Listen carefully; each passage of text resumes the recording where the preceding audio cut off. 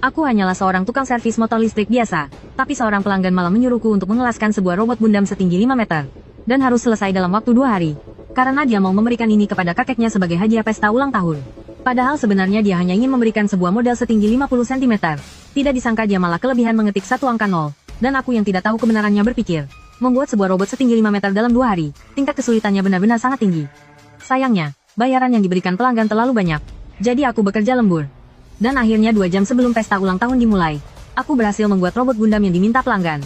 Linmo berjongkok di lantai semen yang penuh noda oli. Tangannya memegang sebuah kunci pas yang catnya sudah terkelupas. Sambil pusing melihat motor listrik yang hanya punya 2 roda dan masih bisa berputar.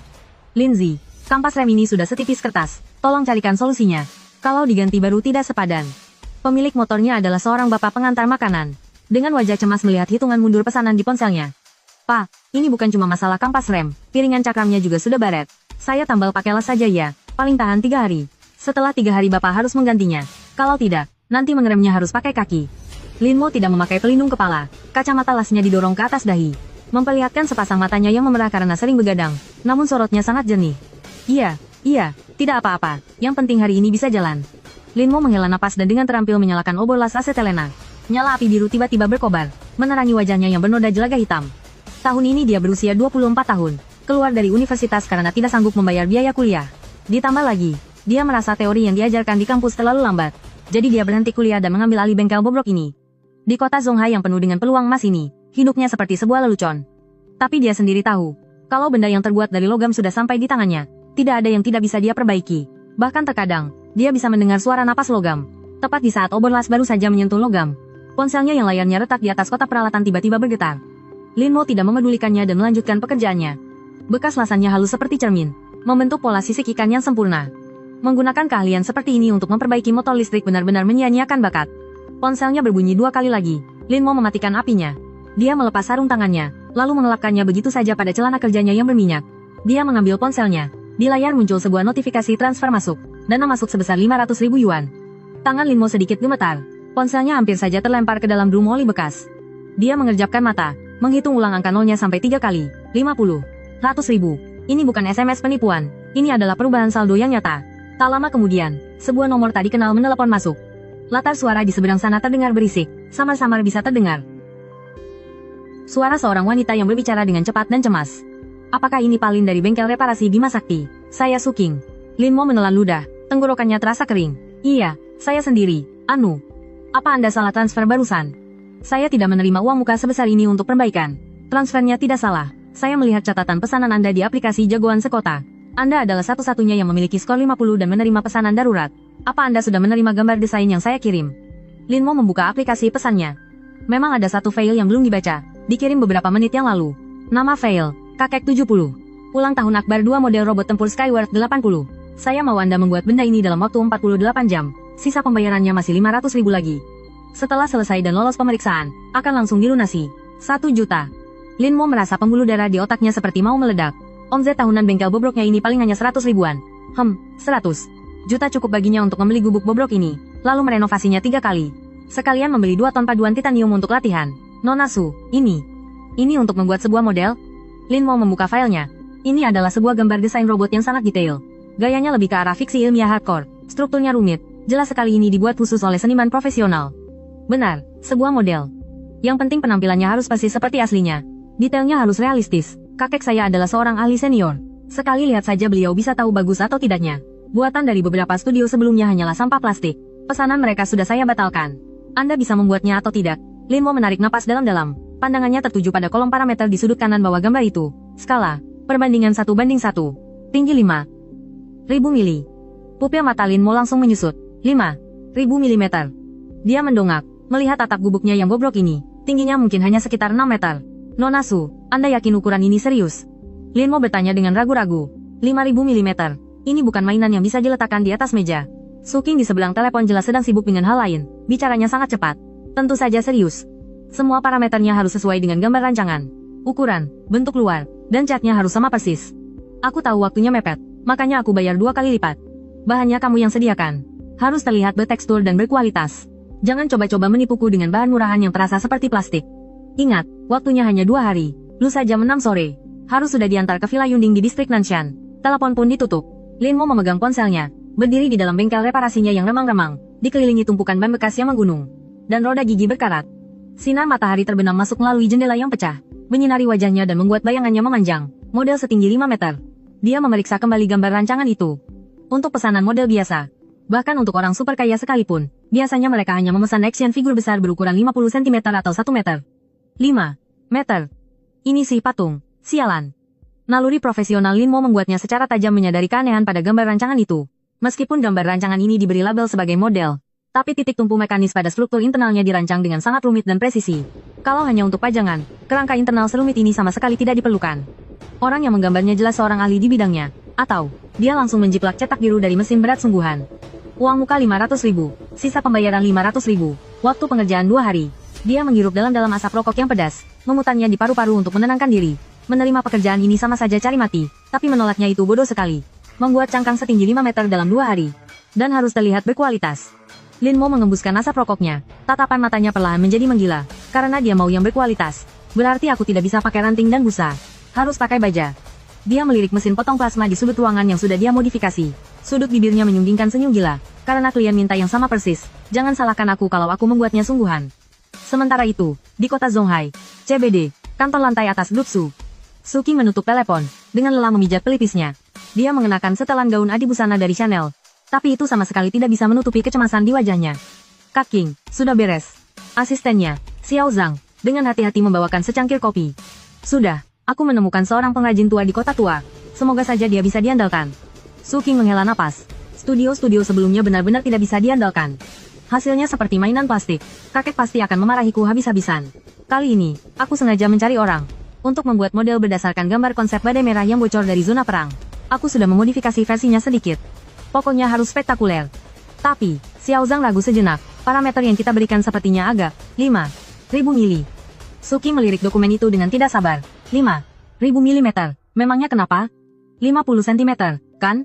Aku sudah lihat penggaris. Ukurannya pas untuk ditaruh di meja kerja kakek. Xiao Zhang membuka mulutnya, ingin mengingatkan bosnya. 5.000 mm itu 5 meter, bukan 50 cm.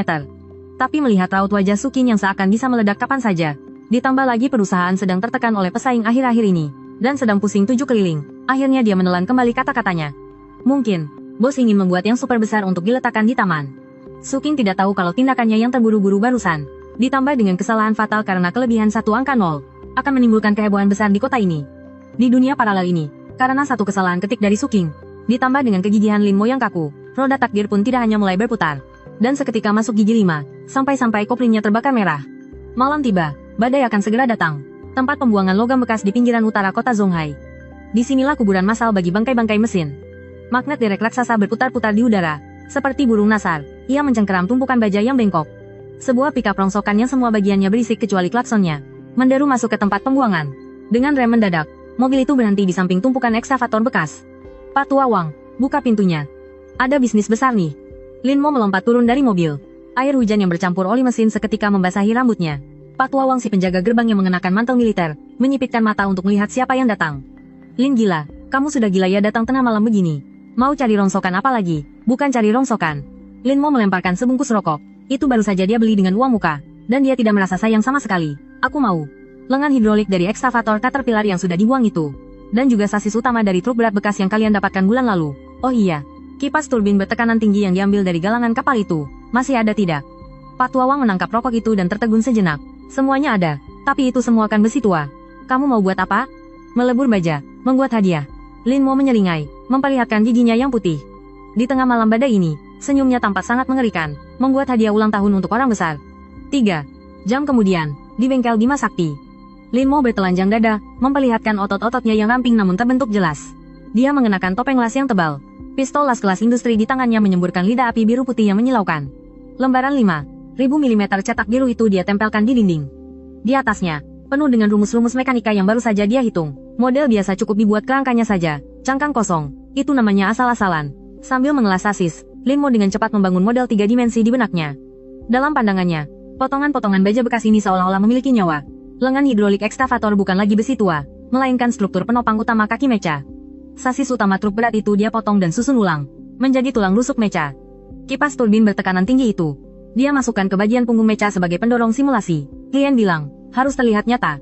Lin Mo menatap sambungan sendi lutut mecha. Dicetak biru, digambarkan sebuah sendi bola yang rumit. Kalau hanya dilas mati, bagian ini tidak akan bisa bergerak sama sekali, itu hanya akan menjadi patung. Lin Mo mengerutkan kening, sifat perfeksionisnya kambuh. Sudah dibayar mahal tapi tidak bisa bergerak, itu sama saja merusak reputasiku, kan? Dia melempar pistol lasnya, lalu berbalik dan mulai mengobrak-abrik tumpukan barang rongsokan. Ditemukan, satu set motor servo. Ini adalah barang yang dia dapatkan tahun lalu dari pabrik otomatisasi yang bangkrut. Awalnya dia berencana memperbaikinya untuk dijual lagi sebagai barang bekas, sekarang semuanya terpakai. Dia menghubungkan motor itu dengan sistem hidrolik ekskavator. Lalu, dia mulai menulis program kontrolnya. Bagi orang biasa, ini adalah tugas yang mustahil diselesaikan. Tapi di mata Lin Mo, jalur-jalur di papan sirkuit sejelas jalanan kota, dia tidak memerlukan proses debug yang rumit. Hanya dengan sebuah multimeter dan laptopnya yang hampir rusak. Dia mulai menyuntikkan jiwa ke dalam monster baja ini. Waktu berlalu menit demi menit. Di malam pertama, kerangka bagian bawah tubuh mecha selesai dibangun. Kaki baja yang kokoh itu memancarkan keindahan kekerasan industrial. Setiap kali batang hidrolik memanjang dan memendek, selalu diiringi oleh suara gesekan logam yang memekakkan telinga. Keesokan paginya, mata Lin Mo sudah merah, tetapi dia tidak merasa mengantuk sedikit pun. Bagian atas tubuh ini membutuhkan sebuah kokpit. Dicetak biru, tertulis bahwa kokpit bisa dibuka. Di dalamnya bahkan digambar panel instrumen. Karena harus dibuat persis seperti aslinya, berarti harus bisa diduduki orang. Lin Mo menggetakkan giginya, lalu membongkar kursi dari mobil van bekas. Dia melapisinya dengan kulit asli, yang sebenarnya dibuat dari jaket kulit bekas, lalu memasukkannya ke dalam rongga dada mecha. Agar panel instrumennya terlihat nyata, dia membongkar lebih dari 10 ponsel dan tablet bekas, lalu menempelkan layarnya di konsol kontrol kokpit. Dia juga membuat antarmuka UI yang sederhana. Seluruh layarnya dipenuhi kode yang bergulir dan gambar pemindaian radar. Meskipun tidak punya fungsi nyata, tapi kelihatannya sangat meyakinkan. Juga harus ada sumber tenaga. Dia tidak bisa membuat tenaga nuklir sungguhan, tapi dia seorang tukang las dan juga tukang listrik. Dia mengambil semua paket baterai litium berkapasitas super besar yang ada di tokonya. Dia merangkainya secara seri, dan menyembunyikannya di bawah pelat baja punggung mecha. Pesan dari Suking datang lagi. Suking, Master Lin, bagaimana kemajuannya? Ingat, warnanya harus merah bekas tempur yang bertekstur, bukan cat yang mengilap dan menyilaukan mata. Dan juga, harus terlihat sangar. Aku lihat di cetak birunya ada beberapa senjata terpasang. Bisakah kamu menambahkan sedikit efek? Meskipun hanya efek asap atau cahaya juga tidak apa-apa. Lin Mo melihat ponselnya, menyeka jelaga hitam di wajahnya. Minta efek, minta senjata. Dia melirik 2 batang pipa baja tanpa sambungan yang tadinya akan dibuat knalpot. Baiklah, pelanggan adalah raja. Dia memodifikasi pipa baja itu menjadi seperti meriam rel. Lalu, di dalamnya dia memasukkan 2 batang magnesium tegangan tinggi dan alat pembuat asap. Begitu benda ini dialiri listrik, meskipun tidak bisa membunuh orang, tapi efek suara dan cahayanya pasti lebih nyata daripada efek spesial Hollywood. Terakhir adalah pelat baja luarnya. Lin Mo tidak punya cetakan profesional, tapi dia punya palu dan sepasang tangan dewa. 48 jam tanpa tidur. Lin Mo menenggak 12 kaleng Red Bull dan menghabiskan 5 bungkus rokok. Akhirnya, 2 jam sebelum tenggat waktu pengiriman, Lin Mo melemparkan amplas terakhir di tangannya. Dia ambruk ke lantai karena kelelahan. Di hadapannya, berdiri sebuah monster raksasa setinggi 5 meter. Pelat baja merah padamnya. Di bawah cahaya temaram, memancarkan kilau dingin berwarna darah. Kaki mekanisnya yang kokoh mencengkeram tanah dengan kuat. Pendorong turbin di punggungnya, meskipun diam, tampak seolah siap menyemburkan api kapan saja. Kaca kokpitnya memantulkan wajah lelah Lin Mo. Sepasang mata elektroniknya yang dingin itu sebenarnya adalah 2 buah lampu depan mobil modifikasi. Saat ini dalam keadaan mati. Ini bukan model. Ini adalah seekor monster baja yang sedang tertidur. Lin Mo menatap benda ini sambil mendongak. Lehernya terasa pegal. Apa aku membuatnya jadi terlalu nyata? Ya? Dia berdiri dan menepuk mecha itu. Pelat baja kakinya yang dingin mengeluarkan suara dung yang berat. Perasaan solid itu, jelas tidak bisa ditiru oleh resin atau plastik. Gawat. Lin Mo tiba-tiba menyadari satu masalah serius. Dia memandang sekeliling. Mecha ini sepertinya lebih tinggi setengah meter dari pintu utamanya. Tidak akan bisa keluar. Tepat saat itu, terdengar deru truk berat dari luar pintu. Ah, itu truk derek yang dia panggil. Bos Lin, mobilnya sudah sampai. Barangnya mana? Teriak si sopir dari luar. Lin Mo melirik pintu gulung yang tingginya hanya 4 meter. Lalu melirik mecha setinggi 5 meter.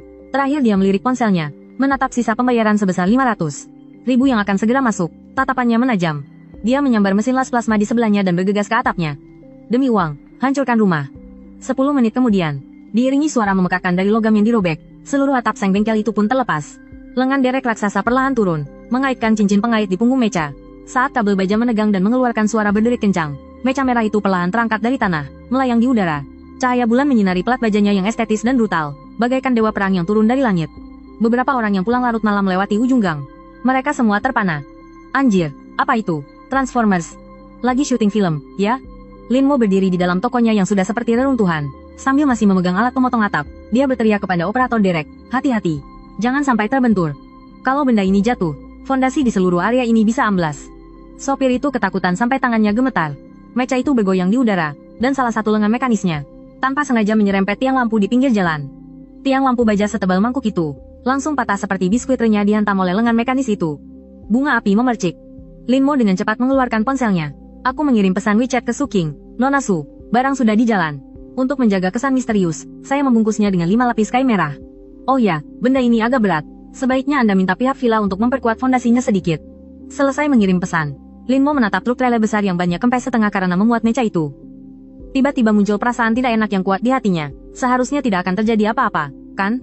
Dia menghibur dirinya sendiri. Lagi pula ini hanya sebuah model. Di dalamnya juga tidak diisi peluru sungguhan. Paling-paling hanya sedikit lebih berat, sedikit lebih keras, dan tenaganya sedikit lebih kuat. Tidak ada masalah. Saat itu dia sama sekali tidak menyangka. Mecha yang dia beri nama kado Uta nomor 1 ini akan segera mengubah pesta ulang tahun keluarga Su, yang awalnya untuk pamer dan adu kekayaan, menjadi lokasi latihan militer yang mengejutkan seluruh dunia. Pukul 4 dini hari di kota Zonghai, seperti monster raksasa yang baru saja terlelap. Hanya lampu kuning mobil kebersihan yang berkedip-kedip di dalam kabut. Namun di jembatan layang menuju distrik Nanshan, sebuah truk trailer besar dengan 18 roda, sedang meraung seolah tak sanggup menahan beban. Sialan, benar-benar sialan. Sopir, Patua Liu, mencengkeram kemudi dengan erat. Telapak tangannya penuh keringat. Dia sudah 20 tahun menjadi sopir truk besar. Pernah mengangkut mesin bubut. Pernah mengangkut marmer. Bahkan pernah mengangkut tank. Tapi belum pernah merasa sekhawatir hari ini. Di atas trailer di belakang mobil, benda raksasa yang terbungkus rapat dengan 5 lapis kanvas merah tebal itu seperti gunung kecil yang bergerak. Jelas-jelas ukurannya terlihat. Hanya sebesar ekskavator besar. Tapi beratnya ini. Patua Liu melirik dashboard. Putaran mesin sudah mencapai zona merah. Penunjuk suhu air juga terus naik. Bos, Anda yakin ini model? Patua Liu berteriak ke intercom. Suaranya terdengar seperti mau menangis. Ini bongkahan besi padat, kan? Perbaja suspensiku sudah mau gepeng. Dari intercom terdengar suara tenang Lin Mo, diiringi deru angin. Dia sedang mengendarai motor listrik kecil modifikasinya, dengan santai mengikuti di belakang truk. Pak Liu, tenang. Itu hanyalah sebuah karya seni. Untuk menahan angin, alasnya sengaja sedikit diperberat. Jangan mengerem mendadak. Benda itu pusat gravitasinya tinggi. Inersianya besar. Lin Mo memakai helm, matanya menatap tajam pada benda merah besar di depan. Sebenarnya hatinya juga tidak tenang. Mecha ini, atau menurut perkataannya, model ini, berat besinya mencapai 28 ton. Itu pun karena dia mengejar tenggat waktu sehingga beberapa struktur non-penahan beban menggunakan paduan aluminium.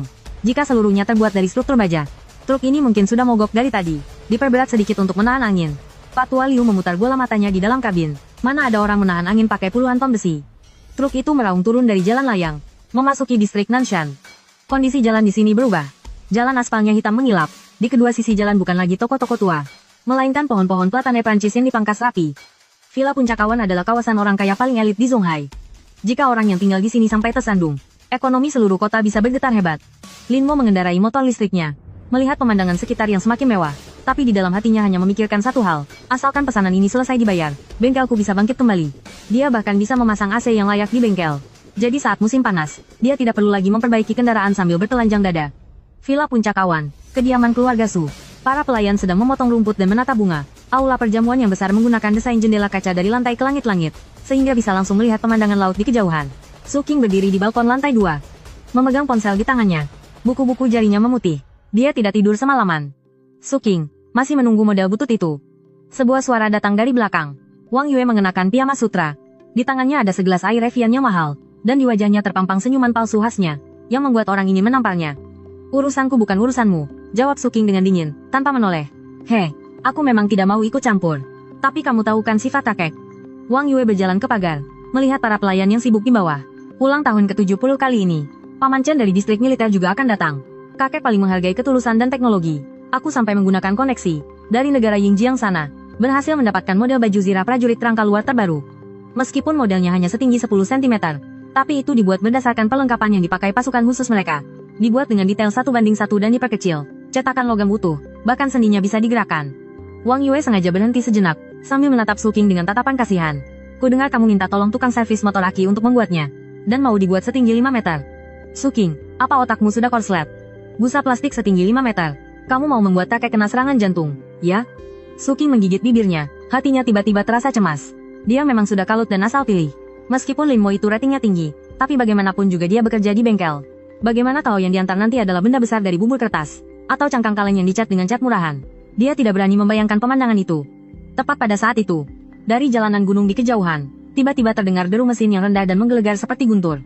Suara ini tidak seperti lengkingan melengking dari mobil sport, melainkan sebuah raungan yang penuh dengan kekuatan dan tekanan. Tanah seolah-olah ikut bergetar sedikit karena suara itu. Suara apa itu? Wang Yue mengerutkan kening. Su King tiba-tiba mengangkat kepala.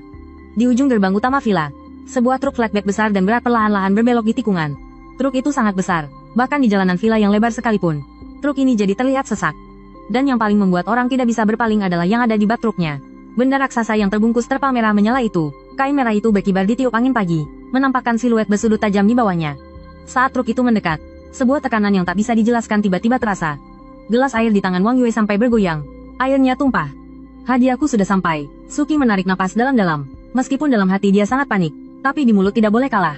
Sepertinya Palin sangat tepat waktu. Saat ini, tim keamanan di gerbang villa sudah menjadi sangat kacau. Berhenti, ini adalah villa pribadi. Truk berat dilarang masuk. Kapten keamanan melambaikan tangan sambil meniup peluit kencang-kencang. Truk mengeluarkan suara rem angin yang panjang dan berhenti di depan gerbang utama. Ban-ban raksasanya hampir setinggi setengah badan satpam, memancarkan hawa panas. Pintu mobil terbuka. Liu tua melompat turun. Kakinya masih agak lemas. Tepat setelahnya, Lin Mo mengendarai motor listrik kecilnya yang penuh stiker, melesat ke depan truk, lalu melepas helmnya, menampakkan wajah yang meskipun lelah tapi tetap tampan. Halo, saya mau mengantar barang. Lin Mo mengeluarkan sesuatu dari sakunya. Selembar surat jalan yang sudah lecek, paket besar yang dipesan oleh Nona Suking. Kapten keamanan melihat ke arah bungkusan kain merah setinggi 5 meter itu. Jakunnya bergerak naik turun. Benda apaan ini? Model, kata Lin Mo dengan serius. Untuk merayakan ulang tahun. Tolong bukakan gerbangnya. Benda ini tidak boleh kena hujan ataupun panas matahari. Harus segera diturunkan. Kapten keamanan menatap Lin Mo dengan curiga. Melihat pakaian kerjanya yang penuh noda oli, lalu melihat lagi ke benda itu, yang bagaimanapun dilihat, terlihat seperti bangunan ilegal. Bung, kamu yakin ini model? Kok kelihatannya seperti bangunan ilegal? Ini benar-benar model. Lin Mo menjelaskan dengan sabar, sambil menepuk-nepuk ban truk. Hanya sedikit lebih berat saja. Oh ya, ubin di sini kuat, kan? Kalau sampai rusak, saya tidak bertanggung jawab untuk ganti rugi. Ya. Tepat pada saat itu, Suking, dengan sepatu hat tingginya dan sambil mengangkat gaunnya, berlari dengan kesal ke gerbang dan menyuruh mereka membiarkannya masuk. Suking menatap bungkusan kain merah raksasa itu. Jantungnya mencelos, besar sekali, bahkan lebih besar dari yang dia bayangkan di cetak biru. Ukuran sebesar ini, jika di atas cetak biru hanyalah data. Tetapi di depan mata sungguh mengejutkan, dia bahkan bisa merasakan hawa dingin logam yang menusuk dari balik kain merah itu. Nona Su, saya berhasil menyelesaikannya, kata Lin Mo saat melihat Suking. Dia menunjukkan senyum cerah khasnya. Tadi malam aku lembur mengecatnya, tapi untuk amannya, kain merah ini sebaiknya dibuka saat upacara dimulai. Untuk menjaga kesan misteriusnya, sebenarnya Lin Mo takut catnya belum kering betul dan akan terkena debu. Tetapi di telinga Suking, ini adalah sebuah bentuk kepercayaan diri. Suking menatap mata Lin Mo yang dipenuhi guratan merah. Tiba-tiba muncul rasa percaya yang aneh di hatinya. Pria ini, meskipun penampilannya tidak rapi, tetapi dia memiliki keyakinan yang tak terlukiskan. Buka gerbangnya. Biarkan mereka membawa truk ke halaman rumput di depan gedung utama. Nona, halaman rumput itu adalah kesukaan Tuan Besar. Kepala keamanan mencoba memujuknya. Kalau rusak, aku yang akan ganti. Buka gerbangnya. Seiring gerbang besi elektrik yang perlahan terbuka, truk besar itu mengeluarkan suara menderu. Membawa benda raksasa misterius itu, perlahan memasuki villa puncak awan. Wang Yue yang mengikuti di belakang, menatap benda raksasa itu dari belakang. Dia menggertakkan giginya dan mencibir, sengaja dibuat misterius. Apa gunanya besar? Nanti saat kainnya dibuka, aku mau lihat bagaimana kamu akan menanggung malu. Saat itu, biarpun ada satu bagian cat yang tidak rata, kakek pasti akan memarahimu dan mengusirmu. Lin Mo kembali memakai helmnya, mengendarai skuter listriknya di belakang truk. Saat melewati Wang Yue, dia tiba-tiba berhenti, memandangi Wang Yue dari atas ke bawah. Lihat apa lihat? Dasar tukang bengkel bau. Wang Yue mundur selangkah dengan jijik. Bukan apa-apa. Lin Mo mengangkat bahu, sekadar mengingatkan. Nanti menjauhlah sedikit. Aura benda ini cukup kuat, bisa melukai orang. Setelah berkata begitu, dia memutar gasnya dan skuter listriknya melesat pergi dengan cepat. Kamu, Wang Yue menghentakkan kakinya karena marah. Pukul 10 pagi, villa puncak awan telah menjadi lautan para bangsawan. Mobil-mobil mewah seharga puluhan juta memenuhi area parkir. Tetapi pandangan semua orang, sengaja atau tidak, tertuju pada area kosong di depan gedung utama villa itu. Di sana, terparkir sebuah benda raksasa yang terbungkus kain merah. Siluetnya yang kasar, bentuknya yang menjulang tinggi, sangat tidak serasi dengan arsitektur Eropa yang elegan di sekitarnya, namun memiliki daya tarik yang liar. Apa itu? Kudengar hadiah dari nona ketiga keluarga Su sebesar ini. Tidak mungkin, kan? Dia menghadiahkan bukit buatan. Menurutku itu lebih mirip istana balon. Suara obrolan para tamu terdengar silih berganti. Lin Mo saat itu sudah selesai membongkar muatan, tetapi dia tidak pergi. Suking memintanya untuk tetap tinggal, dengan alasan jika ada masalah perakitan akan mudah untuk disesuaikan. Sebenarnya Suking merasa tidak yakin. Dia ingin mencari seseorang untuk menanggung kesalahan bersamanya. Sementara itu, Lin Mo sedang berjongkok di sudut area prasmanan. Di tangannya ada sepiring lobster Australia dan kue tart truffle hitam. Dia makan dengan sangat lahap. Makanan orang kaya memang beda. Daging lobster ini lebih tebal dari kawat lasku, komentar Lin Mo sambil makan. Tepat pada saat itu, suasana di pintu utama aula tiba-tiba menjadi hening. Sekelompok orang berjas hitam terlihat mengelilingi dua pria tua yang berjalan masuk. Pria di sebelah kiri mengenakan setelan tang, tampak bersemangat dengan tatapan mata yang tajam. Dia adalah tokoh utama hari ini, Su Zhenhai, seorang maestro di bidang permesinan. Sementara yang di sebelah kanan mengenakan seragam militer tua yang sudah pudar. Meskipun tidak ada tanda pangkat, tetapi aura pertempuran berdarah besi yang terpancar dari tulangnya membuat para tamu di sekitarnya secara tidak sadar menjaga jarak. Pakar penelitian ilmiah militer, Chen Jiangwo. Lin Mo menelan kue di mulutnya, matanya sedikit menyipit. Dia pernah melihat pria tua ini di TV. Kabarnya, dia adalah seorang maniak teknologi yang lebih keras kepala daripada dirinya. Sepertinya standar penerimaan hari ini akan sangat tinggi. Lin Mo menyeka mulutnya. Dia melirik bungkusan kain merah di luar jendela. Semoga desain transmisi manualku bisa dioperasikan oleh kakek tua itu. Di dalam aula perjamuan, lampu gantung kristal memancarkan cahaya yang lembut dan mewah. Tetapi bagi Su Zhenhai dan Chen Jiangwo, suasana seperti ini jelas membuat mereka merasa tidak nyaman. Keduanya memegang gelas anggur tetapi tidak meminumnya seteguk pun, melainkan bersembunyi di sudut teras yang relatif sepi. Pak Chen, bagaimana situasi di utara? Su Zhenhai merendahkan suaranya. Alisnya berkerut. Chen Jiangwo menghela napas. Di wajahnya yang telah ditempa oleh waktu itu, tampak kelelahan yang sulit disembunyikan. Tidak optimis. Teknologi eksoskeleton terbaru dari pihak Amerika telah membuat terobosan. Beban individu prajurit mereka meningkat 3 kali lipat, dan juga, penundaan respons motor 4 voltnya telah berkurang hingga di bawah 20 milidetik. Dia menggelengkan kepalanya, jari-jarinya mencengkeram gelas anggur dengan erat. Sumber daya eksoskeleton Xuanwu kita masih belum memadai. Kepadatan baterainya tidak cukup, harus membawa baterai yang besar. Gerakan prajurit jadi canggung seperti pinguin. Di medan perang, mereka hanya akan menjadi sasaran empuk. Selain itu, efisiensi transmisi sistem hidroliknya terlalu rendah. Tidak bisa mencapai fleksibilitas layaknya kesatuan manusia mesin. Su Zhenhai juga memasang ekspresi serius. Sumber energi dan transmisi, itu adalah 2 gunung besar dalam bidang mekanik. Aku juga sedang memimpin tim untuk mengatasinya. Tetapi kamu juga tahu, bidang ilmu material dasar ini bukanlah sesuatu yang bisa dikejar dalam waktu singkat. Kedatanganku kali ini, selain untuk merayakan ulang tahunmu, juga ingin melihat apakah grup Su milikmu memiliki bibit-bibit baru atau cadangan teknologi. Chen Jiangwo menatap permukaan laut di kejauhan. Tatapannya dalam. Su tua, waktu yang tersisa untuk kita tidak banyak lagi. Begitu teknologi mereka di sana digunakan secara menyeluruh, tekanan di perbatasan akan terlalu besar. Keduanya terdiam. Suasananya terasa berat seperti timah. Tepat pada saat itu, sebuah suara manja memecah keheningan. Kakek, Paman Chen. Wang Yue melesat mendekat seperti kupu-kupu yang indah. Tangannya memegang sebuah kotak kayu cendana ungu yang indah. Yue Yu. Su Zhenhai menyembunyikan kekhawatiran di wajahnya, memaksakan seulas senyum. Kakek, semoga kakek panjang umur dan sehat selalu. Wang Yue tersenyum manis sambil menyerahkan kotak itu. Ini adalah hadiah yang khusus saya siapkan untuk kakek. Kakek pasti suka. Su Zhenhai membuka kotak itu. Di atas bantalan beludu hitam, tergeletak sebuah model mekanik berwarna abu-abu perak. Meskipun hanya sebesar telapak tangan, buatannya sangat halus. Setiap sendi terhubung dengan sekruk mini. Bahkan pipa hidrolik di bagian belakangnya pun dibuat persis seperti aslinya. Mata Chen Jiangwo berbinar. Dia mendekat. Ini model exoskeleton raptor dari Amerika itu.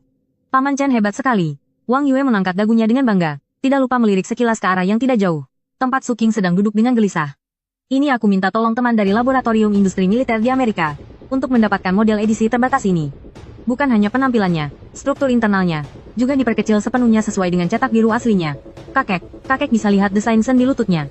Struktur mekanisme multisumbu seperti itu. Di dalam negeri sekarang masih belum bisa membuatnya. Begitu ucapan ini keluar, raut wajah Chen Jiangwo sedikit menggelap. Meskipun Wang Yue mengatakan yang sebenarnya, tetapi di acara seperti ini terdengar sangat tidak enak.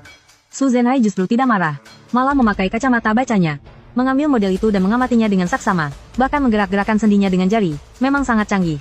Perasaan redaman pada sendi bolanya dibuat dengan sangat baik. Lihat, sama sekali tidak ada kelonggaran. Presisi pemrosesan kita memang masih tertinggal. Chen Jiangwo menatap model itu dengan sedikit rasa iri.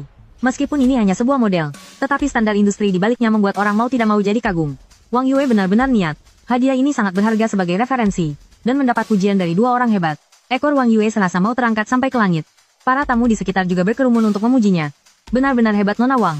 Hadiah ini sangat berkelas, inovatif dan juga berteknologi tinggi.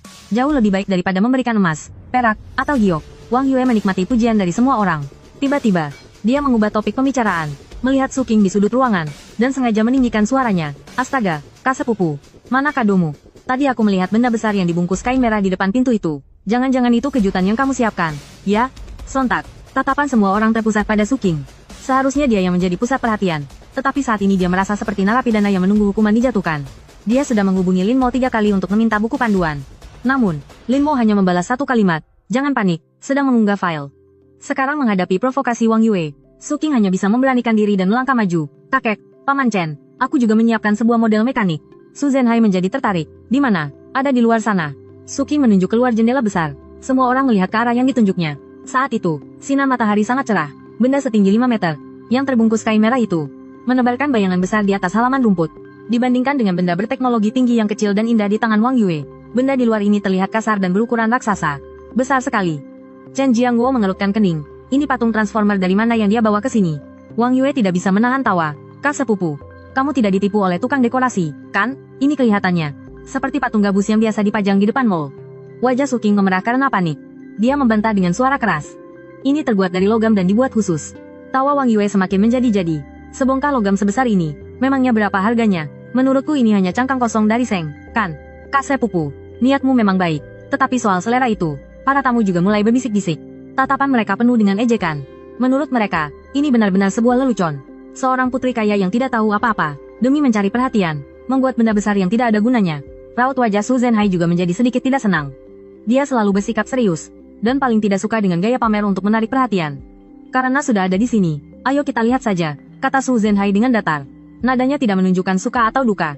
Benda sebesar itu menghalangi pintu, setidaknya harus ada penjelasannya. Rombongan orang berjalan menuju taman. Su King mengikuti di belakang. Telapak tangannya basah oleh keringat dingin. Dia mengeluarkan ponselnya, dan mengirim pesan bertubi-tubi ke Lin Mo. Kamu di mana? Cepat ke sini. Kalau sampai ketahuan, kamu harus bantu aku menjelaskan. Saat ini, Lin Mo sedang bersembunyi di barisan paling belakang kerumunan. Dengan sebatang tusuk gigi di mulutnya, ekspresinya seperti sedang menikmati pertunjukan. Benda ini tidak perlu penjelasan. Lin Mo menatap bungkusan kain merah itu, matanya berkilat penuh semangat. Ini adalah romantisme seorang pria. Semua orang tiba di halaman rumput dan melihatnya dari dekat. Perasaan terintimidasi itu semakin kuat.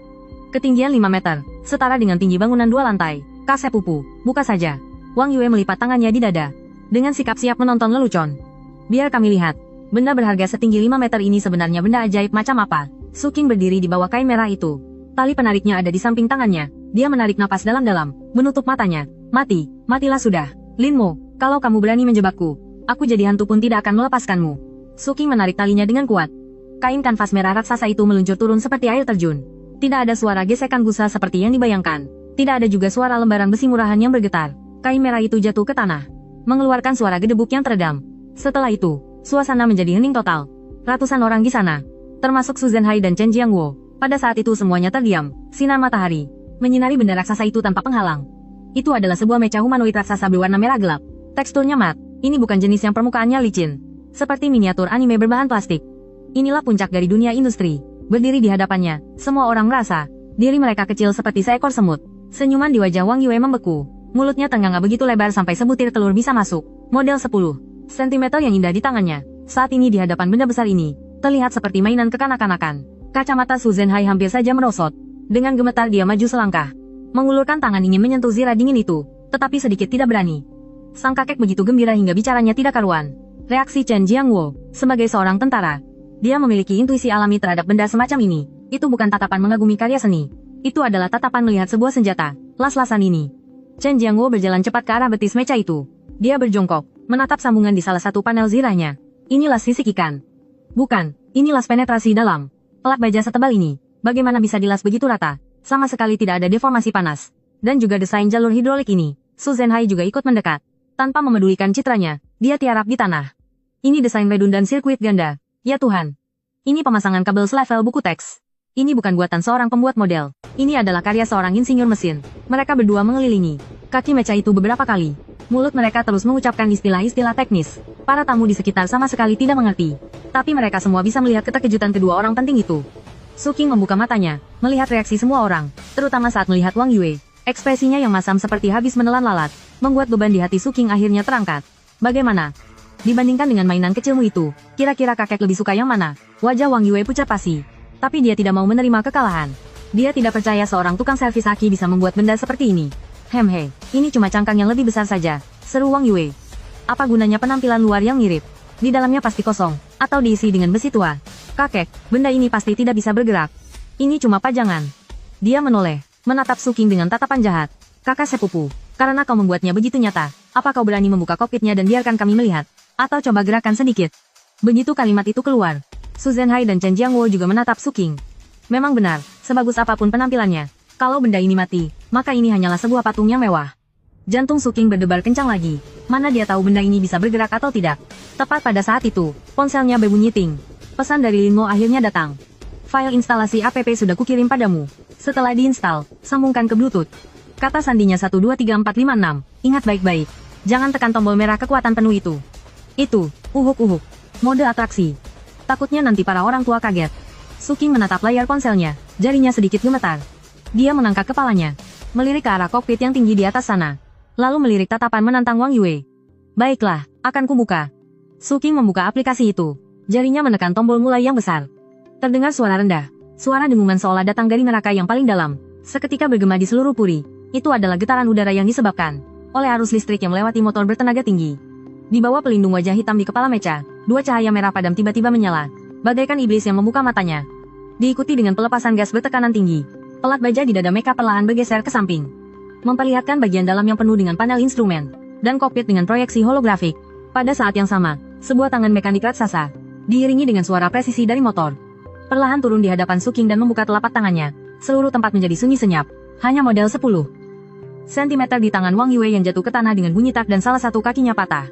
Dengan tangan gemetar, Suking memegang sepasang tuas kendali yang dirancang secara ergonomis di hadapannya. Dia tadinya mengira akan menyentuh plastik atau pipa besi yang kasar. Tetapi sensasi di telapak tangannya membuatnya terkejut. Itu adalah paduan logam tingkat dirgantara yang halus dengan sensasi peredam. Bahkan dia bisa merasakan getaran samar dari dalam, seolah-olah Mecha ini punya detak jantung. Selamat datang, pilot. Suara elektronik tanpa emosi tiba-tiba terdengar di dalam kabin yang sempit, membuat Suking hampir melompat dari kursinya. Suara ini tidak datang dari pengeras suara, melainkan melalui earphone konduksi tulang. Bergema langsung di dalam tengkoraknya. Pemeriksaan sistem selesai. Daya keluaran inti energi 15%. Tekanan sistem hidraulik normal. Radar pengendali tembakan dalam mode siaga. Karena batasan lingkungan perkotaan, modul serangan jarak jauh telah dikunci. Suki mendengarnya dengan bingung. Radar pengendali tembakan apa? Serangan jarak jauh apa? Demi pertunjukan ini, Paman Lin bahkan membuat suara sistemnya begitu nyata. Dia melihat keluar melalui heads-up display holografik. Pemandangan yang tadinya terlihat melalui kaca kini tertutup oleh barisan aliran data yang bergerak. Wajah-wajah orang di luar semuanya dikunci oleh kotak-kotak hijau. Di sebelahnya bahkan tertera perkiraan detak jantung dan suhu tubuh. Ya ampun, gumam Suking pada dirinya sendiri. Aplikasi ini canggih sekali, ya. Pada saat yang sama, di luar kokpit, para tamu yang berdiri di tanah sedang mendongak, menatap monster baja raksasa yang baru saja menelan Suking. Lengan mekaniknya sudah ditarik kembali.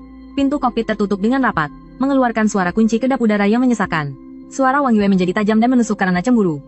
Apa hebatnya cuma bisa menutupnya? Kalau berani, coba jalan. Pasti di dalamnya cuma ada proyektor. Ini kan cuma arena VR raksasa. Dia berbalik menatap Su Zhenhai dan Chen Jiangwo di belakangnya, mencoba mencari dukungan. Kakek, jangan tertipu. Hal seperti ini aku juga bisa membuatnya. Teknologi proyeksi holografik sekarang sudah sangat canggih. Kelihatannya nyata, tapi sebenarnya tidak bisa disentuh. Namun, perhatian kedua kakek itu sama sekali tidak tertuju padanya. Saat itu, Chen Jiangwo sedang berjongkok di dekat pergelangan kaki Mecha, memegang senter portabel yang sangat terang, menatap lekat-lekat sebuah plakat nama di sambungan batang hidraulik. Su tua, kemarilah. Suara Chen Jiangwo sedikit bergetar. Su Zhenhai mencondongkan tubuhnya dan melihat pada plakat logam seukuran kuku itu terukir dengan laser. Komponen daya dukung beban tinggi. Volenmo. Disbahan. Paduan titanium C4 SKNIP. NPR dan mengandung kapasitor tegangan tinggi TC4. Ditempa ulang dari paduan titanium. Su Zhenhai menarik napas dalam-dalam.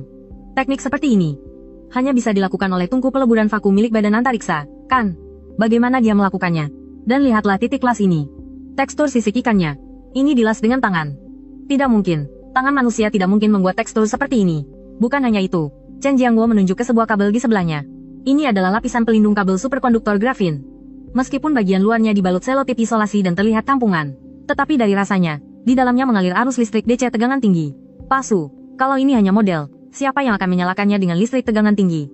Keduanya saling berpandangan. Mereka melihat kengerian di mata satu sama lain. Ini bukan model. Ini adalah mesin perang nomor 7, yang belum selesai. Tepat pada saat itu, Mecha itu tiba-tiba bergerak. Kaki kanan raksasanya perlahan terangkat.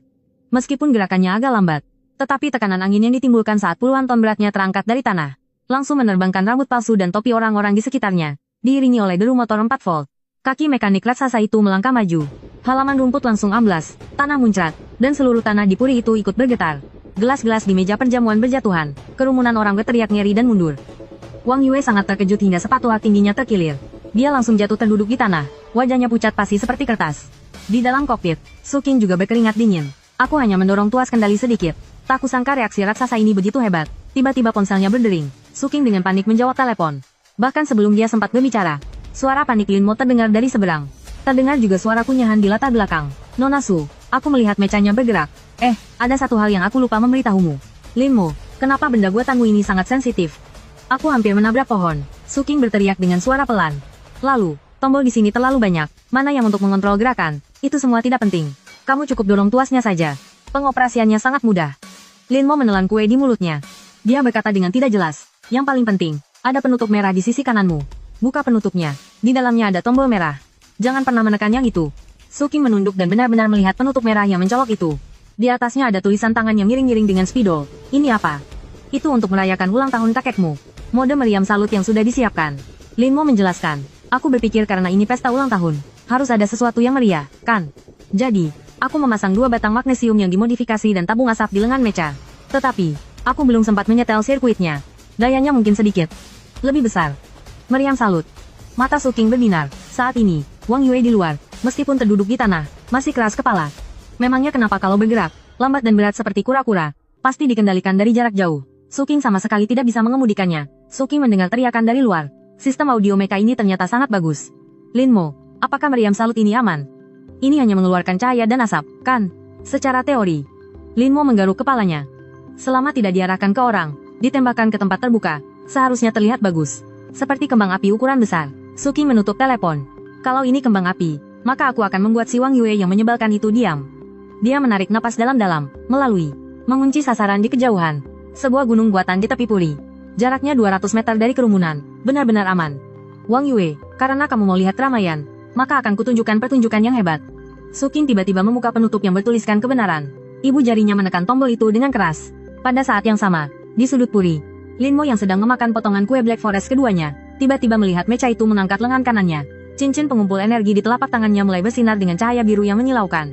Itu adalah pijaran yang dihasilkan dari udara yang terionisasi. Garpu di tangan Lin Mo terjatuh. Sialan. Aku ingat aku memasang batang magnesium. Kenapa bisa ada reaksi plasma? Jangan-jangan tadi malam aku salah sambung kabel dan menyambungkan unit kapasitor tegangan tinggi dari stasiun radar itu. Sebelum dia sempat bereaksi, suara arus listrik frekuensi tinggi yang memekakan telinga langsung menenggelamkan semua keributan di tempat itu. Lengan kanan mecha itu bergetar hebat. Seberkas sinar merah menyala yang hanya bisa dilihat di film fiksi ilmiah. Disertai dengan distorsi udara yang terlihat dengan mata telanjang, langsung menyembur keluar. Semburan plasma berenergi tinggi berdiameter setengah meter. Pada saat itu, dunia seakan kehilangan suaranya. Kemudian, gunung buatan setinggi 10 meter yang berjarak 200 meter, yang terbuat dari bebatuan Taihu, langsung lenyap begitu saja seperti gambar pensil yang dihapus dengan penghapus. Tidak ada serpihan batu yang berterbangan, karena bebatuan itu langsung menguap menjadi debu oleh suhu tinggi dalam sekejap.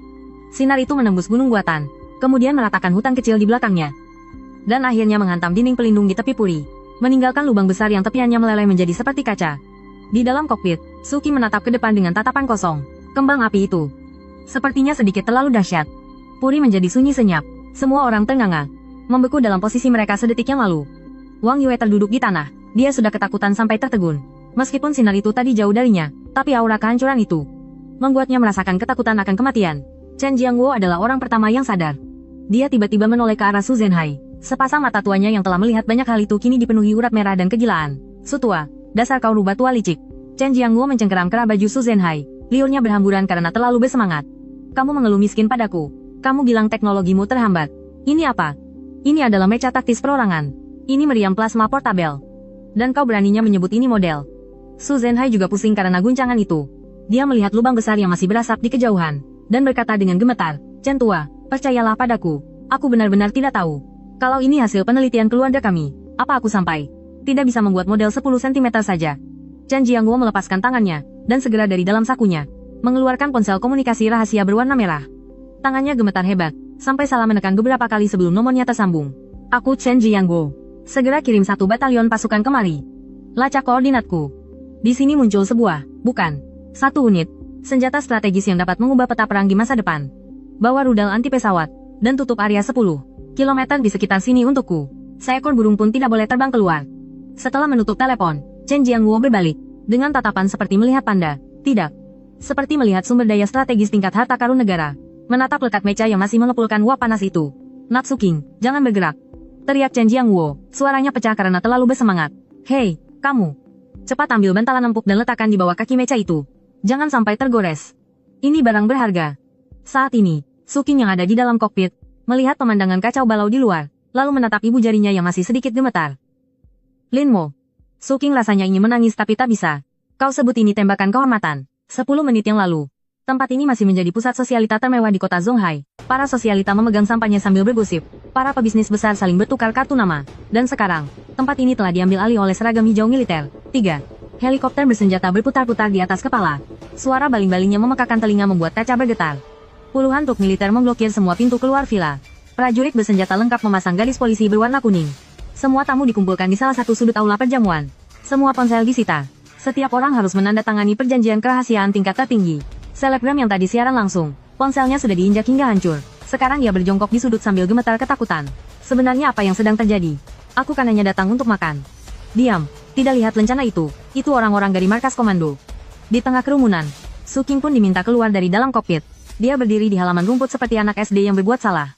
Di seberangnya, Chen Jiangwo dan Su Zhenhai sedang memimpin sekelompok ahli riset yang baru tiba, mengelilingi meja untuk melakukan pemeriksaan darurat. Lapor, Komandan. Seorang ahli tua berkacamata tebal berlari sambil memegang alat detektor dengan ekspresi seperti baru saja melihat hantu. Inti energi mendeteksi reaksi energi tinggi, tapi bukan fusi nuklir ataupun fisi. Strukturnya sangat aneh, seperti ratusan baterai litium sipil yang dirangkai seri. Tapi di tengahnya, ditambahkan semacam perangkat penstabil tegangan yang tidak kami mengerti. Kepadatan energinya ditingkatkan secara paksa hingga 50 kali lipat. Mata Chen Jiangwo terbelalak. Bukankah itu berarti bisa meledak kapan saja? Pakar itu menyeka keringatnya, tapi perangkat penstabil ini terlalu canggih. Dia menggunakan algoritma keseimbangan dinamis untuk mengunci energi dengan sangat rapat. Algoritma ini, dibandingkan dengan sistem kendali tembakan Longxin yang sedang kami kembangkan, jauh lebih canggih, setidaknya 2 generasi. Dan juga pelindung ini, pakar lain mengetuk kaki meja itu. Ini bukan lempengan baja biasa. Ini adalah pelindung komposit berlapis-lapis. Lapisan luarnya adalah baja canai dingin, dan lapisan tengahnya ternyata adalah karet dari ban bekas. Bukan, karet ini telah melalui pemrosesan khusus, berubah menjadi bahan penyerap energi polimer tinggi. Hentakan dari tembakan tadi sepenuhnya diserap oleh lapisan ban ini. Mendengarkan laporan-laporan ini, Chen Jiangwo merasa dunianya seakan runtuh. Menggunakan baterai litium untuk menghasilkan efek tenaga nuklir. Menggunakan ban bekas untuk membuat pelindung reaktif. Apakah ini sesuatu yang bisa dilakukan oleh manusia normal? Dia menoleh, menatap Su King dengan tatapan rumit. Nak, jujur saja. Nada bicara Chen Jiangwo selembut mungkin, tetapi tekanan di dalamnya tidak bisa disembunyikan. Sebenarnya dari mana datangnya mecha ini? Apakah ini prototipe yang bocor dari negara Yingjiang? Atau dari suatu tempat tersembunyi? Produk dari laboratorium tingkat negara? Su King hampir menangis. Paman Chen, aku sungguh tidak bohong. Ini, aku temukan di aplikasi Dewa Sekota. Seorang tukang las, aku hanya membayarnya 1 juta. Aku menyuruhnya membuatkan model untuk ulang tahun kakekku. Aku juga tidak tahu bagaimana dia membuatnya. 1 juta. Seorang ahli di sebelahnya hampir saja menjatuhkan tablet di tangannya. 1 juta. Itu bahkan tidak cukup untuk membeli 1 pipa hidrolik dari mecha itu. Chip kontrol yang ada di atasnya ini, 1 kepingnya saja harganya ratusan ribu dolar AS, dan barangnya pun langka. Chen Jiangwo menyipitkan matanya. Seorang tukang las bisa mengerti algoritma keseimbangan dinamis. Bisa mengerti persamaan pengurungan plasma. Nona, masalah ini menyangkut keamanan negara. Kamu tidak boleh menyembunyikan apapun untuknya. Sungguh. Su King menjadi cemas. Namanya Lin Mo. Dia ada di sini. Tadi dia baru saja meneleponku. Katanya ini meriam kehormatan. Chen Jiangwo melirik. Kawah besar yang masih berasap di kejauhan. Sudut mulutnya berkedut. Meriam kehormatan apaan? Su King melihat sekeliling. Di antara kerumunan orang yang ditahan, mencari sosok yang dikenalnya. Tadi dia masih di sana makan kue. Tepat pada saat itu, terdengar keributan dari luar garis polisi. Apa-apaan ini? Lepaskan aku. Aku datang untuk membayar. Kenapa kalian menangkapku?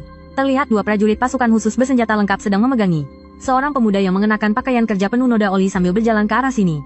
Pemuda itu masih memegang setengah potong kue Black Forest yang belum habis. Dengan wajah tidak terima, dia adalah Lin Mo. Itu dia. Dialah yang membuatnya. Lin Mo dibawa ke hadapan Chen Jiangwo dan Su Zhenhai. Dia melepaskan diri dari pegangan para prajurit. Dia merapikan pakaian kerjanya yang dibeli dengan harga murah. Dia melirik pemandangan di sekitarnya, lalu ke kawah besar itu, dan sepertinya dia mulai mengerti. Para pemimpin, ini salahku. Meriam kehormatan itu memang terlalu kuat. Aku tadinya hanya ingin mendengar suara ledakan. Aku tidak menyangka akan menghancurkan bukit buatan itu. Tapi aku mau menyatakan, bukit buatan itu memang sudah retak, termasuk bangunan berbahaya.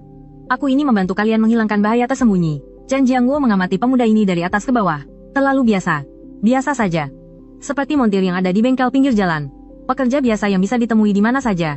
Mecha ini buatanmu. Chen Jiangwo menunjuk ke benda raksasa di belakangnya. Ini pesanan Nona Su. Aku punya kontraknya. Bisnis yang legal. Kamu membuatnya sendirian.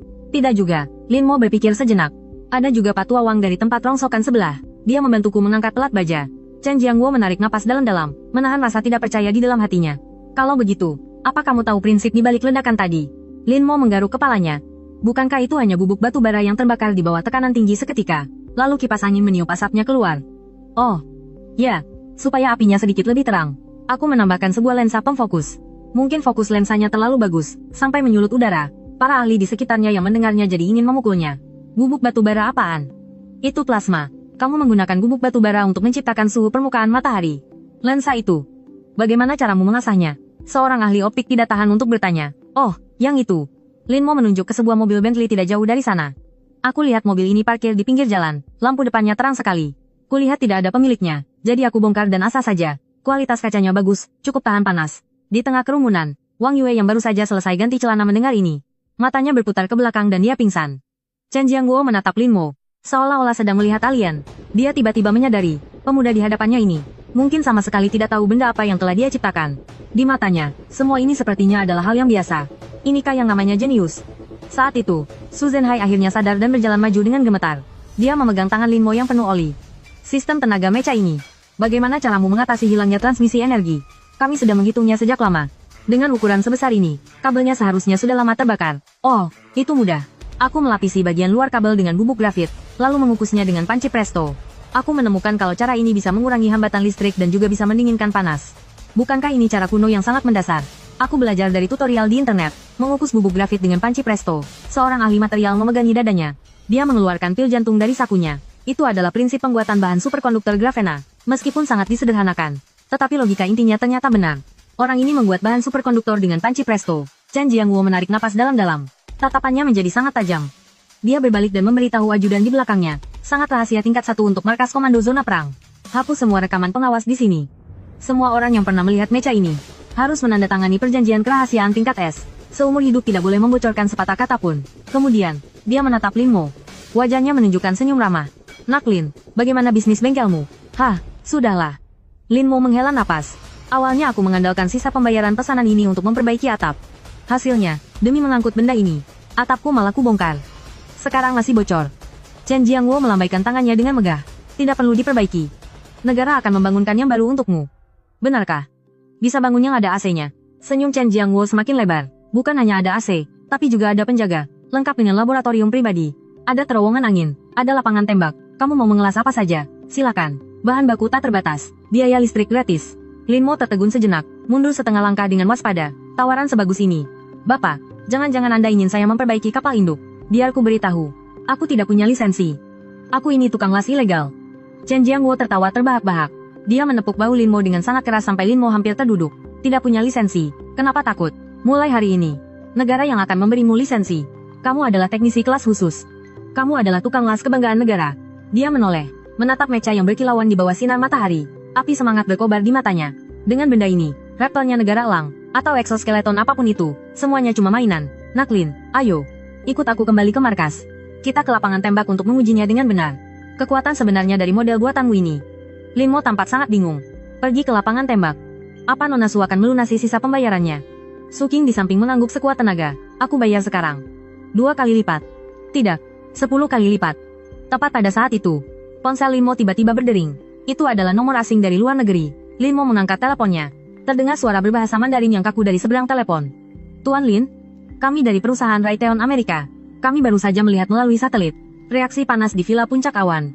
Jika Anda bersedia, kami mau menawarkan 50 juta dolar Amerika untuk mempekerjakan Anda sebagai konsultan teknis. Lin Mo mengerutkan kening. 50 juta dolar Amerika. Raut wajah Chen Jiangguo dan Su Zhenhai langsung berubah. Lin Mo melirik Chen Jiangguo. Tatapan mata yang seolah ingin membunuh itu. Dengan tenang dia berkata di telepon, "Maaf, saya tidak bepergian ke luar negeri. Lagi pula, voltase listrik di tempat kalian berbeda dengan di tempat kami. Pistola saya tidak bisa dicolokkan." Setelah selesai bicara, dia langsung menutup telepon dan memasukkan ponselnya ke saku. "Pak, tadi kita sampai di mana?" "Ya." "Oh iya, soal toko yang ada AC-nya." Chen Jiangguo menatap Lin Mo. Kekaguman di matanya hampir meluap. "Su tua, mecha ini kami sita. Nanti negara akan memberimu panji kehormatan." Sesuai dengan perintah Chen Jiangguo, sebuah helikopter angkut militer yang besar mendarat perlahan. Lin Mo, seperti seorang presiden, dikawal oleh sekelompok tentara, dan digiring naik ke helikopter. Mecha Zusho 1 itu juga diangkat dan dibawa pergi oleh pesawat angkut berat yang didatangkan darurat. Hanya menyisakan kediaman yang berantakan, dan para tamu yang memasang wajah tercengang. Su Qing menatap helikopter yang menjauh. Tiba-tiba merasakan perasaan yang aneh di hatinya. Pria yang penuh noda oli itu, demi 100.000 berjuang mati-matian. Pada saat ini seolah terbang ke tempat tinggi yang tak akan pernah bisa dijangkaunya. Namun sedetik kemudian, ponselnya bergetar. Itu adalah pesan dari Lin Mo. "Bos, uangnya sudah diterima. Lain kali kalau ada kerjaan begini, Jangan lupa hubungi aku. Pelanggan tetap dapat diskon 20%. Oh iya, buku panduan mecha itu sudah kukirim ke emailmu. Jangan lupa dibaca, terutama poin terakhir. Dilarang mengaktifkan mode terbang di dalam ruangan. Suki melihat ponselnya dan tiba-tiba tertawa. Mode terbang. Dia tiba-tiba mendongak ke langit. Sebenarnya, berapa banyak kejutan yang masih disembunyikan oleh orang ini. 3 lantai di bawah tanah di sebuah pangkalan militer rahasia di pinggiran kota Zonghai. Tidak ada jendela di sini, hanya ada LED yang dingin. Lampu tabung yang memancarkan cahaya putih pucat. Ruang interogasi, atau dalam istilah militer, pusat identifikasi bakat khusus.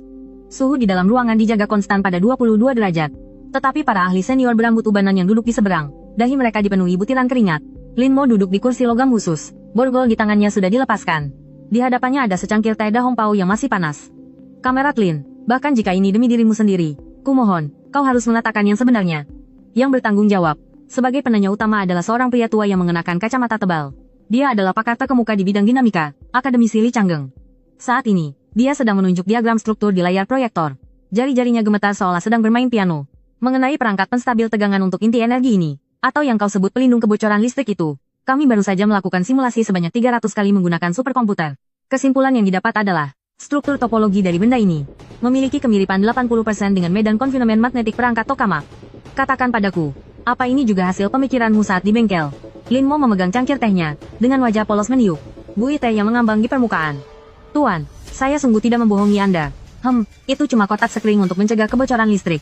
Lin Mo meletakkan cangkir tehnya, lalu menjelaskan dengan serius. Coba Anda bayangkan. Tumpukan baterai litium itu dirangkai secara seri. Voltasenya akan jadi tinggi sekali. Saya takut nona su kesetrum. Jadi saya tambahkan beberapa kumparan di tengahnya untuk membagi arus. Cara lilitan kumparan itu. Aku melilitnya mengikuti pola rajutan sweater nenekku. Pola rajutan bolak-balik. Katanya cara ini membuatnya tidak mudah lepas. Akademisi Li Changgeng langsung menyemburkan air yang baru saja diminumnya. Airnya menyemprot wajah mayor di sebelahnya yang sedang mencatat. Akademisi Li menggeblak meja dan berdiri. Wajahnya memerah.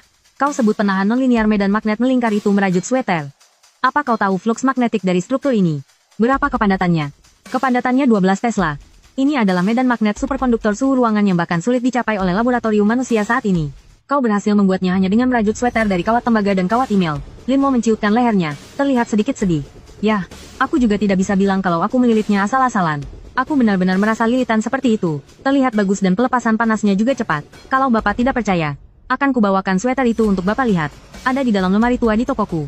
Di balik kaca satu arah, Chen Jiangwo melipat tangannya di dada, mengamati pemandangan di dalam. Sudut bibirnya terus terangkat, tidak bisa ditahan sama sekali. Sementara Su Zhenhai yang berdiri di sampingnya, memasang ekspresi meragukan kehidupan. Pak Chen, kau yakin anak ini tidak berpura-pura? Merajut sweater bisa menghasilkan penahan medan magnet. Kalau ini sampai tersebar, semua fisikawan di dunia akan bunuh diri. Dunia seorang jenius seringkali sesederhana ini. Mata Chen Jiangwo berapi-api. Pertunjukan yang bagus masih akan berlanjut. Di ruang interogasi, seorang ahli lain mengambil alih pertanyaan. Kali ini, seorang pakar di bidang rekayasa perangkat lunak dan kecerdasan buatan. Dr. Zhao. Dr. Zhao mengambil napas dalam-dalam. Dia berusaha membuat nada bicaranya terdengar tidak terlalu putus asa. Soal perangkat kerasnya, kita kesampingkan dulu. Lin Mo, mengenai sistem kendali tembakan mecamu, yaitu yang bisa mengunci 300 target dalam 1 detik, dan menghitung algoritma jalur serangan terbaiknya. Kami menemukan banyak anotasi aneh di lapisan bawah kodenya. Dr. Zhao menunjuk ke sebaris kode di layar. Apa maksudnya ini? Ini jelas-jelas semacam algoritma prediksi berdimensi sangat tinggi, yang mampu melalui aliran udara dan getaran otot ringan, untuk memprediksi lintasan pergerakan target. Lin Mo menggaruk kepalanya dengan sedikit malu, wajahnya sedikit memerah. Itu, Pak Zhao, sebenarnya, itu adalah source code yang kubeli online waktu aku main game tembak-tembakan dulu. Source code untuk cheat auto aim. Menurutku, kode yang ditulis orang itu cukup rapi. Jadi aku ubah sedikit parameternya lalu memasukkannya. Lagi pula Nona Su bilang harus bisa menembak kemanapun yang ditunjuk, jadi kupikir pakai auto aim saja yang paling gampang. Dr. Zhao merasa tekanan darahnya sedang melonjak sampai ke ubun-ubunnya. Kau memasukkan cheat game ke dalam mecha yang harganya puluhan miliar ini. Lalu itu menjadi sistem kendali tembakan paling canggih di dunia. Tidak sepenuhnya cheat juga, tambah Lin Mo. Cheat itu hanya bisa mengunci kepala, sedangkan mecha harus bisa mengunci seluruh tubuh. Jadi, aku menambahkan algoritma penghindar rintangan dari robot penyedot debu di rumahku. Jangan salah, Pak, robot penyedot debu itu cukup pintar. Kalau menabrak dinding, dia tahu caranya berbelok. Prinsipnya sama dengan mecha yang menghindari misil. Ruang interogasi menjadi sunyi senyap. Beberapa ahli saling berpandangan. Pena di tangan mereka sampai terjatuh. Robot penyedot debu, cheat auto aim game. Menjadi sistem kendali tembakan mecha generasi kelima. Ini apaan sih? Realisme magis? Lalu, bagaimana dengan radarnya? Seorang ahli radar lain bertanya, masih belum mau menyerah. Suaranya sudah agak lemah. Jangkauan deteksi mecha itu mencapai 50 km. Dan juga punya kemampuan anti-siluman. Aku sudah melihat penutup radarnya itu. Di dalamnya ada tumpukan barang rongsokan yang tidak aku kenali. Lin Mo kembali bersemangat. Itu adalah modifikasiku yang paling kubanggakan. Itu beberapa magnetron dari oven microwave. Ditambah piringan satelit model lama yang kudapat dari tempat barang rongsokan. Aku menyetel daya microwave-nya ke tingkat maksimal. Lalu frekuensinya aku naikkan sedikit. Aku berpikir, kalau microwave bisa memanaskan makanan, pasti bisa mendeteksi benda yang punya panas, kan? Soal anti-siluman. Apa itu? Apa yang bisa kulihat, dia juga bisa lihat. Apa yang tidak bisa kulihat, dia juga bisa lihat.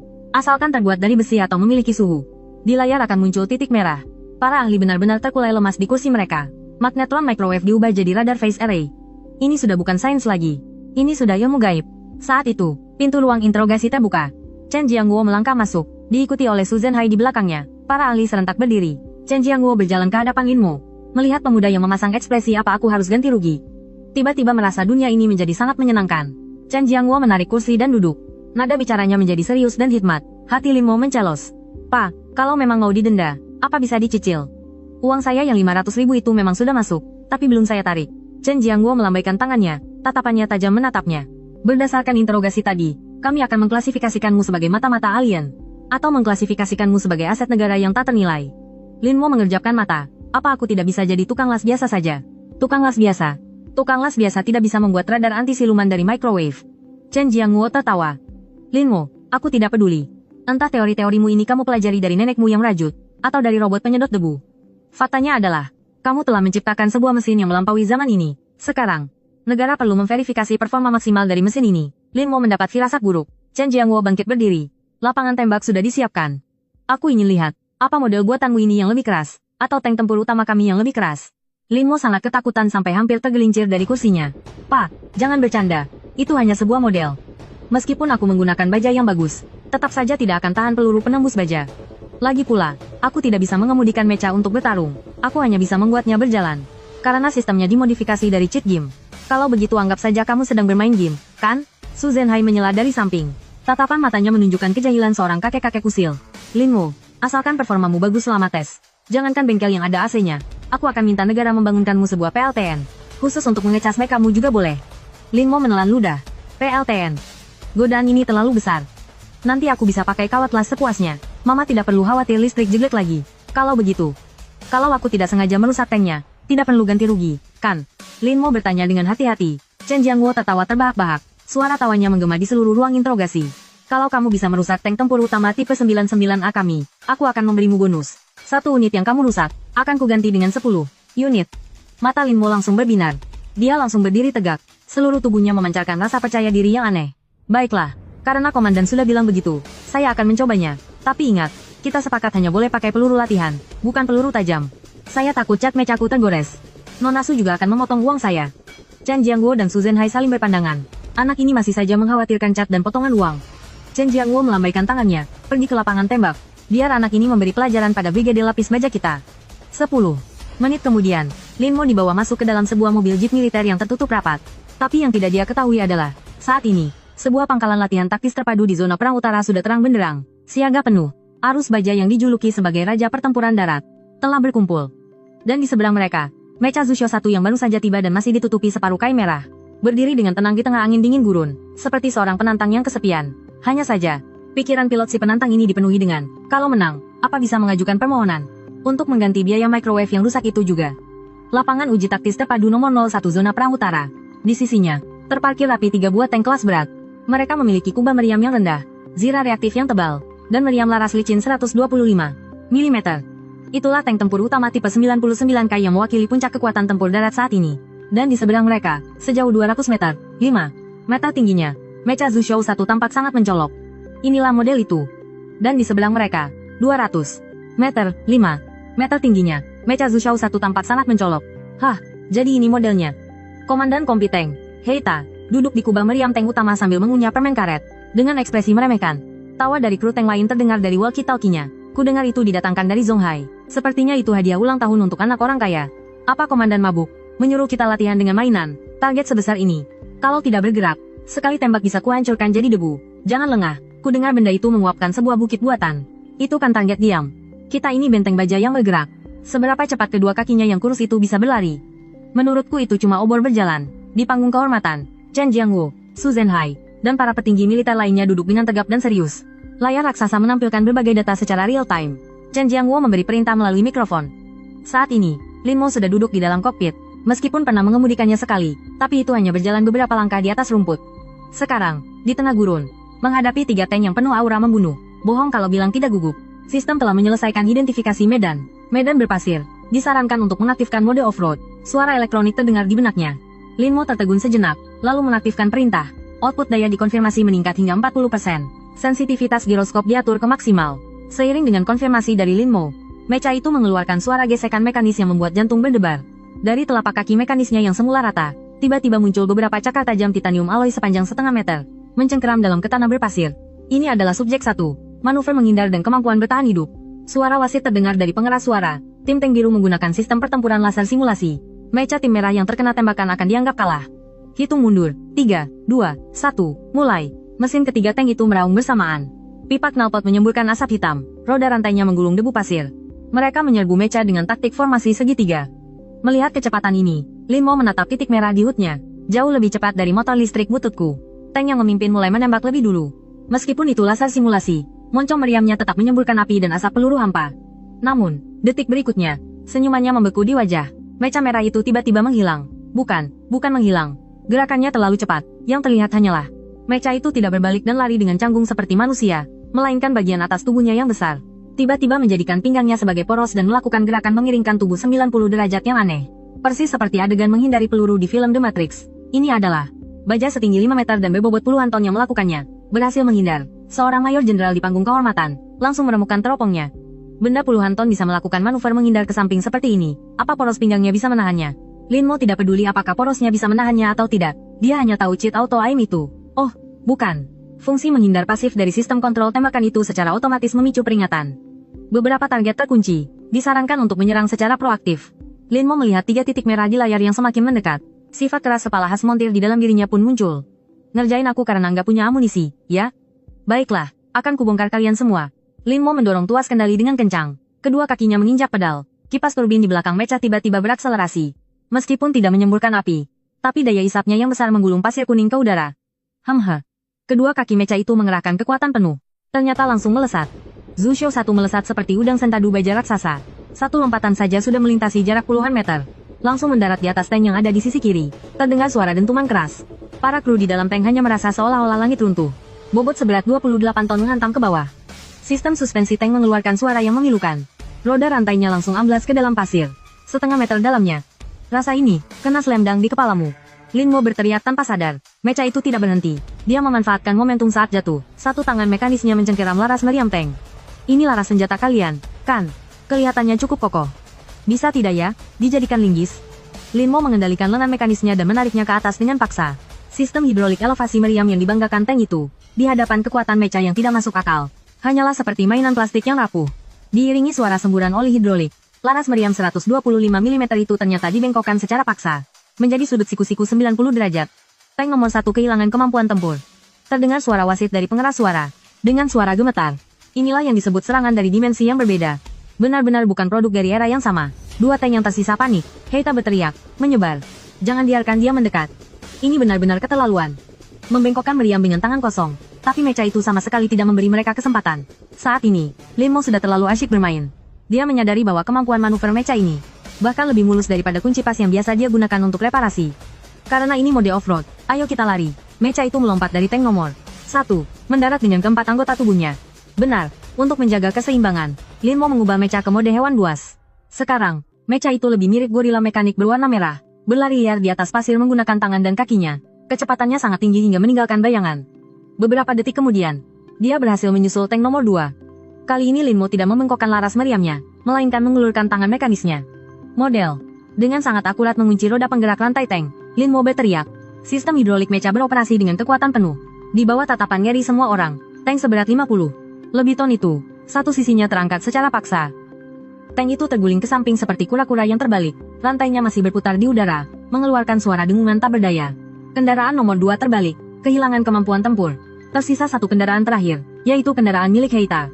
Saat ini Heita bukan lagi meremehkan. Dia putus asa. Dia melihat monster merah itu berbalik. Sepasang mata elektronik yang bersinar merah itu menatapnya tajam. Cepat mundur.